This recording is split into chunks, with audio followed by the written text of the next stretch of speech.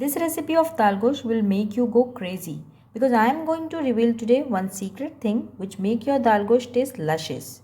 To make this recipe, you need to take 1 cup split chickpeas, half cup red lentils, 1/4 cup pigeon peas.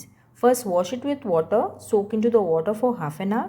This proportion of lentil is a perfect measurement for 1 kg meat. Boil this soaked dal with turmeric, garlic, oil and salt. Now in a cooking pot, heat up oil nicely. I am using here pressure cooker. You can use any cooking pot because the cooking of a meat depends on its texture and the heat at which you are cooking it. When oil heat up nicely, add in few whole spices. Along with that, add 1 dry red chili and a green chili and a few coriander seed. It gives a nice aroma when this thing goes into the hot oil. Now add in 3 medium sized sliced onion. Saute it well until it turns into a nice golden color. Don't make it dark brown. Keep it light golden. Now add in 1 big size tomato. Let tomato be softened.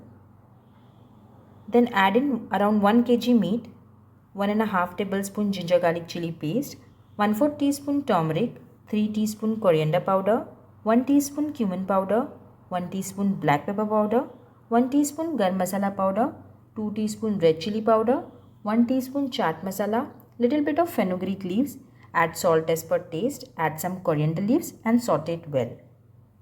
After that, close it lid and allow it to cook on low to medium flame for few minutes. When masala is cooked nicely, add water to it. Add as much water as meat can immerse into it.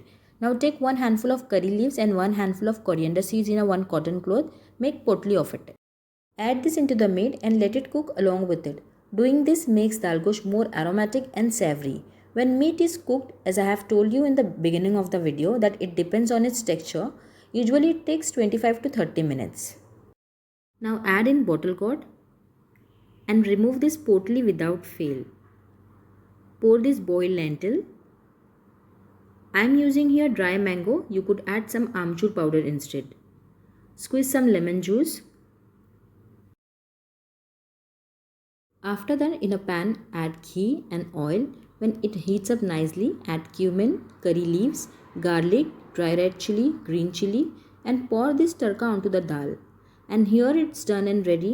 Do try this recipe and let me know in the comment below. And if you find my videos interesting, please give a like to my video, share my video and subscribe to my channel. Thank you for watching.